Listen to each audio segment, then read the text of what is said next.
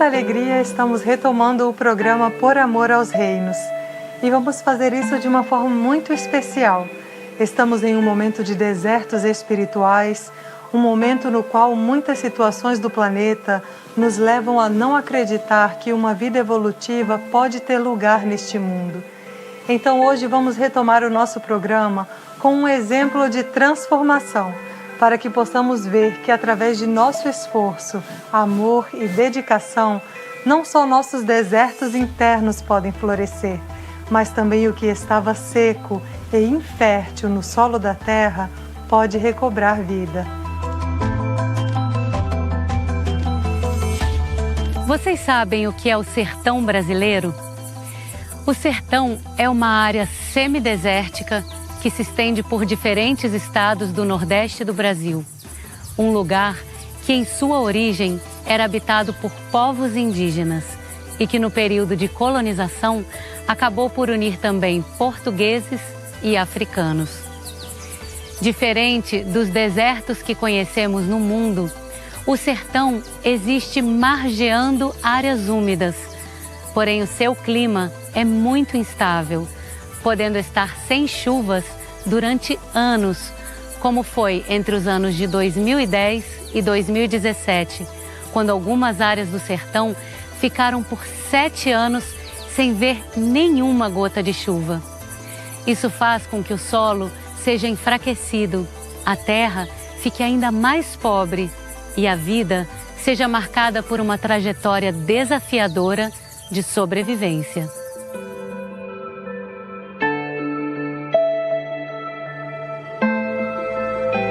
Apesar de todas essas dificuldades, o sertão é uma região rica de corações puros, rica em cultura, rica em potencial, porque onde há vida, há mistérios a serem desvendados, há um potencial a ser revelado. A equipe do programa Por Amor aos Reinos foi até o sertão da Bahia para trazer para vocês a história de pessoas que acreditaram que o mundo poderia ser um jardim, que em qualquer situação e sob quaisquer circunstâncias, a vida poderia ser regenerada e florescer no solo do mundo e no interior dos seres.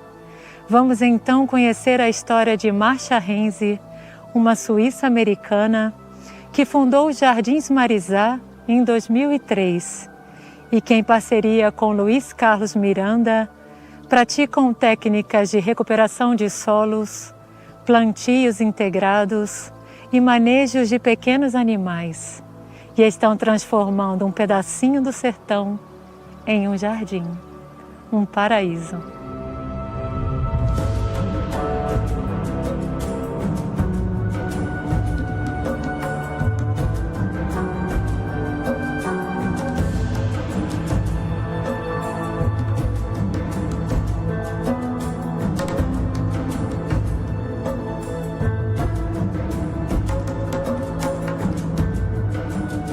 Eu sou Marcia Renzi, sou suíça-americana, criada na Flórida, mas eu saí de lá com 23 anos e moro na Suíça e na Europa e agora no Brasil há muito tempo, desde lá. Muitas pessoas perguntam como eu vim parar aqui. Foi um longo caminho. Quando eu morava ainda em Salvador, eu fundei o movimento de permacultura. Eu me apaixonei pela agricultura e pela floresta há muito tempo. Me apaixonei pelo jardim quando tinha 8 anos, que eu li o livro O Jardim Secreto. E essa imagem de um jardim no meio de uma paisagem difícil me inspirou. E eu acho que hoje eu estou fazendo esse jardim da minha infância. Estamos aqui há 20 anos e eu acho que agora que estamos começando a realmente entender como funciona aqui. Agora, aqui é uma situação muito extrema, porque eu comprei 7 hectares de areia branca. Aqui é o fundo de um lago pré-histórico, não tinha nada. Então, eu comecei a partir do pior situação possível, em cooperação com a natureza, você recupera qualquer lugar desse planeta. Não tenho a menor ideia quantas árvores a gente plantou aqui. A gente sai por aí enfiando, vai nascendo espontaneamente. Eu sei que quase não tem área mais que não tenha alguma cobertura. Conseguimos criar um lugar fértil produtivo, bonito. Não podemos fazer um erro sequer, qualquer erro volta a ser areia branca de novo. Então é um sistema extremamente exigente que não perdoa nenhum erro de manejo. Então era isso que me moveu para vir aqui. Eu vim para Tucano porque tinha amigos em Tucano. Eu conheci Luiz Carlos de criança, de fato. Ele me ajudou uns dias no manejo de uns capins, né? Eu achei ele muito simpático, mas eu perdi ele totalmente de vista. E ele era já adulto quando eu topei com ele de novo. Eu sempre gostei muito da vida no campo, né? Desde a minha infância, a gente teve uma convivência muito boa de família. Por outro lado, eu achava um pouco pobre a maneira que a gente trabalhava ainda. Eu sempre ficava procurando na minha cabeça uma forma de melhorar isso, né? E foi daí que apareceu a marcha aqui no Marizá, né? A gente sempre teve uma relação muito assim de companheirismo, de sócio. A marcha completou aquele vazio que eu tinha lá atrás, complementou, né? A gente vai juntando a forma de trabalhar. Então, isso só aumentou cada vez mais o meu prazer, né, de ficar na terra.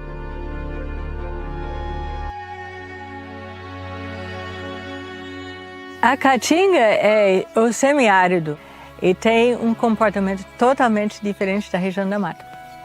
A região da mata chove muito, precisa ter muitas árvores para reciclar a água.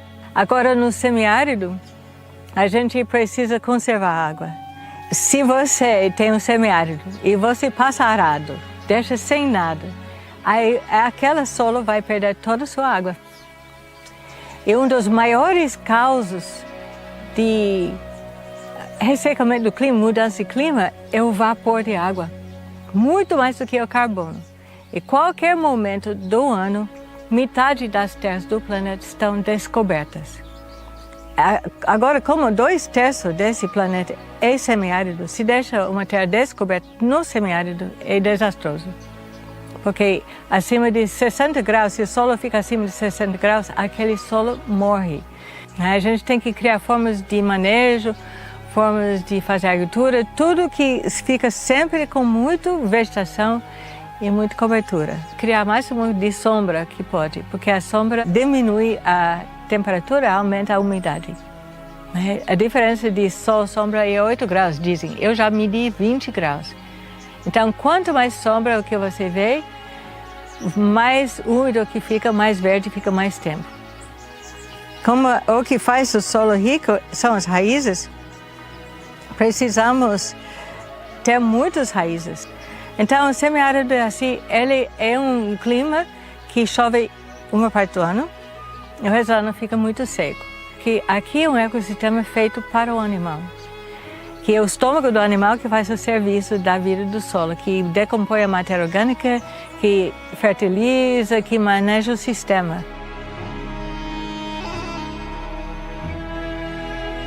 Hoje em dia tem um manejo holístico, né? Que é o manejo dos animais, muitos animais numa área pouco tempo. Então assim, você tem que ter uma área, você tem que botar vários piquetes, que é vários cercados, os animais estão em rodeio ali constantemente. Já está refletindo muito nos nossos campos, a gente já percebe que os animais estão mais saudáveis, as árvores estão melhores, né? O que a gente está tendo uma melhoria maior para o solo é as vacas, na real, né?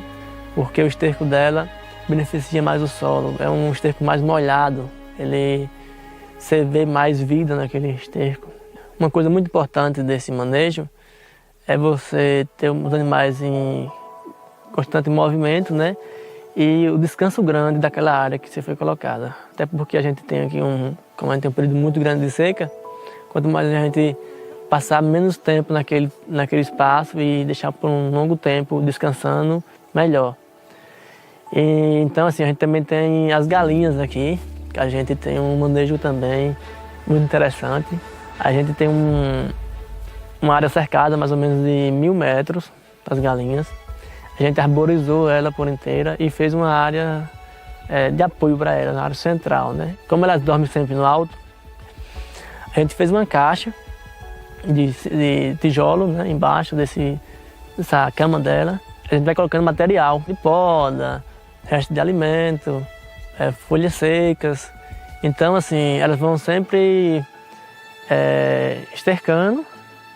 Ao mesmo tempo, elas vão ciscando, né, aquele material. Vai servir como nosso adubo, nosso composto. Ali é uma forma de compostagem. E ele vai estar sempre em movimento.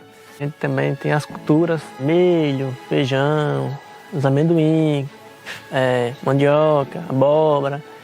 Então a gente faz uma espécie de manejo alternado, né? A gente faz no inverno as culturas e no verão a gente vai tendo os animais nesses espaços. A gente faz também umas policulturas, que é uma mistura de várias sementes. Quando a terra está muito ainda degradada, sementes de capim, nabos, forrageiro, plantas para criar solo.